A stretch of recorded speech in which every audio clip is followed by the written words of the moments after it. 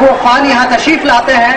میں ضروری سمجھتا ہوں کہ میں ذرا سا علی گڑھ مسلم یونیورسٹی کی اسٹوڈنٹس یونین کے بارے میں بتا دوں۔ اسٹوڈنٹ یونین کا ادھیکش صدر وہ UNO کی میٹنگز میں بھی کسی زمانے میں بلایا جاتا تھا۔ جب مڈل ایسٹ میں کرائسس ہوا تھا 1960s میں، تو علی گڑھ مسلم یونیورسٹی کے اسٹوڈنٹس یونین کے پریزیڈنٹ کو بلایا گیا تھا اس میٹنگ میں۔ آپ سمجھ سکتے ہیں اس کی کیا اہمیت ہے، اور آج تو اس دن کی اہمیت اس لیے بھی بڑھ جاتی ہے کہ پہلی بار علی گڑھ مسلم یونیورسٹی کی تاریخ میں 136 سال کی تاریخ میں اس ادارے کی کوئی ایسا پریزیڈنٹ بنا جو کشن گنج ضلع کا ہو، اور ان کے لیے بھی یہ فخر کی بات ہے کہ جب تاریخ رچی جا رہی ہے یہاں پہ،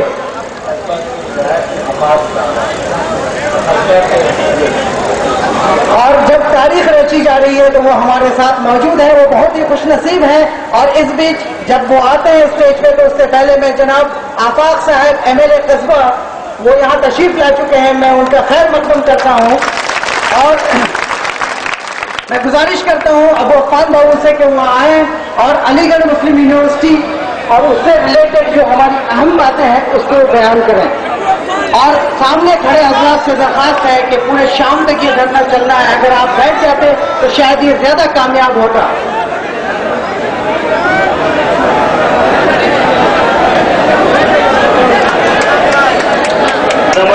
صلی اللہ رسول الکریم، اما بعد، صدر علی وقار جناب نثار الحق صاحب اور دائز پر بیٹھے معزز مہمان اور اس زندہ قوم کے زندہ لوگ، السلام علیکم۔ وجہ بے رنگی گلزار کہوں تو کیا ہو، کون ہے کتنا گنہگار کہوں تو کیا ہو، جو بات تم نے سرے بزم نہ سننی چاہیے وہی بات میں سرے دار کہوں تو کیا ہو۔ علی گڑھ مسلم یونیورسٹی صرف ایک ادارہ ہی نہیں بلکہ اس ملک میں مسلمانوں کا دھڑکتا ہوا دل تصور کیا جاتا ہے، بلکہ مسلمانوں کی وہ آواز تصور کی جاتی ہے جو صرف ہندوستان کے اسی ادارے کے قیام کے لیے یہ جدوجہد، یہ ولولہ، یہ انسانوں کا سیلاب جو ایک چھوڑ سے دوسری چھوڑ تک چلا جا رہا ہے، آپ سب خیر مقدم کے مستحق ہیں اور آپ سب شکر گزار کے مستحق ہیں۔ میں پھر سے آپ سب کو استقبال کرتا ہوں۔ میں آپ کو ذرا سی تاریخ بتاتا چلوں کہ علی گڑھ وجود میں کیسے آیا۔ 1857 کے غدر کے بعد جب سر سید علیہ الرحمٰن نے دیکھا کہ اس پرامن قوم پر باہر سے انگریز طاقت آ کر مسلط ہو گئی تو انہوں نے تجزیہ کیا کہ آخر کیا وجہ ہے، کیا ہمارے بازوؤں میں طاقت کم پڑ رہی ہے، کیا ہم عورتوں سے کمزور ہو رہے ہیں۔ جب انہوں نے تجزیہ کیا تو انہیں اس بات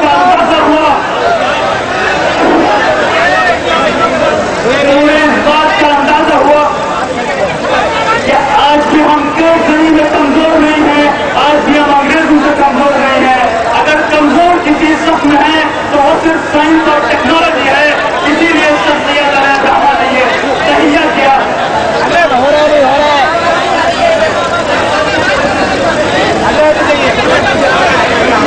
اگر آواز آپ تک نہیں بھی پہنچ پا رہی ہے تو بس جذبوں کی ترجمانی کافی ہے، آج کا یہاں موجود ہونا کافی ہے۔ میری لفظی زیادہ معنی نہیں رکھتی ہے آپ کے جذبے کے سامنے، اسی لیے جو بھائی مجھے نہیں سن رہے ہیں تو اس میں بھی کوئی دریغ نہیں۔ لیکن میں آپ کو بتاؤں کہ سر سید علیہ الرحمٰن نے یہ سوچا کہ آج سائنس اور ٹیکنالوجی کی کمی کے رہنے کے وجہ سے ہم انگریزوں سے پچھڑ گئے، اور اس کی وجہ یہ تھی کہ حاکم وقت کو جبکہ انگلینڈ اور یورپ میں آکسفورڈ کی بنیادیں مضبوط کی جا رہی تھی، اس وقت ہمارے حاکم اپنے دوسرے مشغلات میں شامل تھے، تعلیم کے اس کارواں کو آگے نہ بڑھا سکے، اسی لیے ہم انگریزوں سے پچھڑ گئے۔ اور سر سید علیہ الرحمٰن نے اسی چیز کو سامنے رکھتے ہوئے علی گڑھ کی تعمیر کی، علی گڑھ کی بنیاد ڈالی۔ لیکن میں آپ کو بتاتا چلوں کہ یہاں جب میں آیا تو مجھے اس بات کو سننے کو ملی کہ یہاں چند لوگ بدگمان ہیں کہ علی گڑھ مسلم یونیورسٹی لفظ مسلم لگا ہونے کی وجہ سے یہ سمجھتے ہیں کہ یہ صرف مسلمانوں کی یونیورسٹی ہے۔ اگر تاریخ کا تجزیہ کریں تو یقیناً یہ ادارہ مسلمانوں نے بنایا، یقیناً مسلمان मुसलमानों ने बड़ी कुर्बानियां दी, लेकिन साथ ही साथ हमारे हिंदू भाई भी साथ में साथ सब पे खड़े रहे। और आपको ये जानकर बहुत हैरानी होगी कि अलीगढ़ मुस्लिम यूनिवर्सिटी का पहला ग्रेजुएट एक नॉन मुस्लिम था, एक मुस्लिम नहीं था बल्कि एक नॉन मुस्लिम था। सर सैयद अलैहिर रहमा का कौल था कि हिंदुस्तान एक दुल्हन के मानिंद है और दुल्हन की एक आंख मुस्लिम है और दूसरी आंख हिंदू। अगर इस मुल्क में इस दुल्हन की किसी एक आंख में भी कोई कमी रह गई तो दुल्हन खूबसूरत नहीं हो सकती, वो कानी हो जाएगी। लेकिन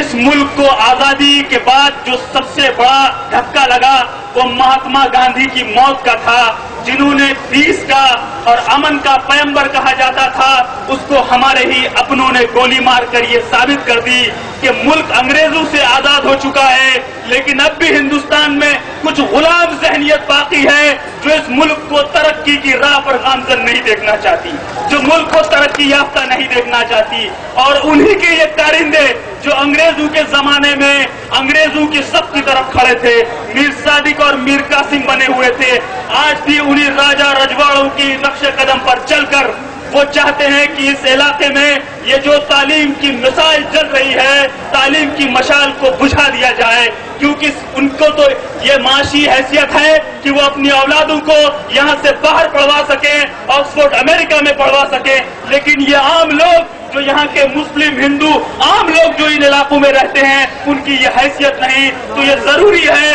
कि अलीगढ़ का कयाम यहाँ हो, और वो इसीलिए इनकार कर रहे हैं कि अगर हम आप पढ़ लिख लिए तो उनके घरों में पूछा मारने वाला कहाँ से मिलेगा, उनके ड्राइवर कहाँ से मिलेंगे।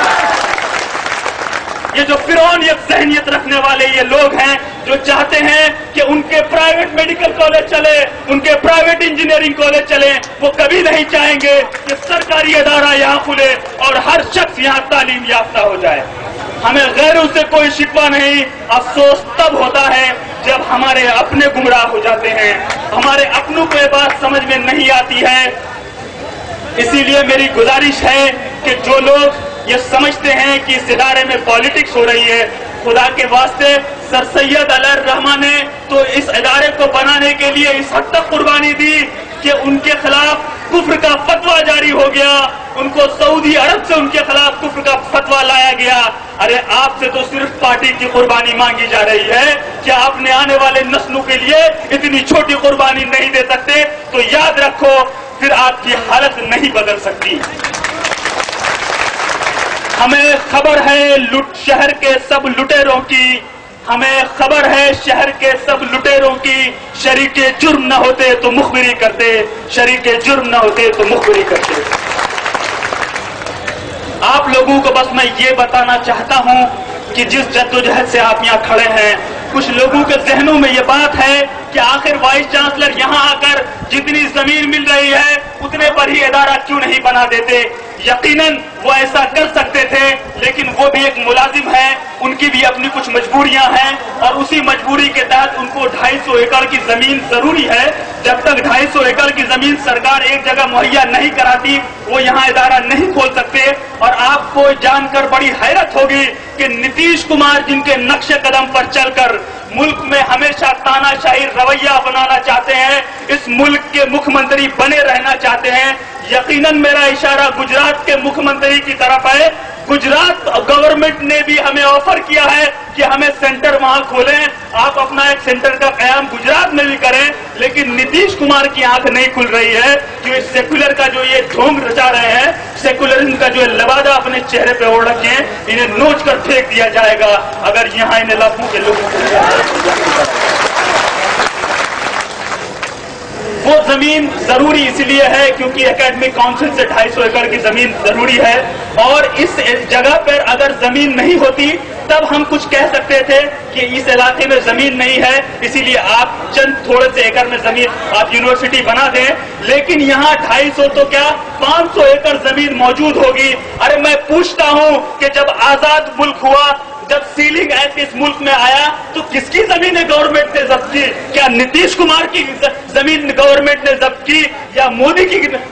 जमीन जब्त की, या नागपुर में बैठे उन भगवा लोगों की जमीनें जब्त की? यकीनन ये जमीन हमारे बाप दादाओं की थी, यकीनन ये जमीन हमारी थी। चाहे इस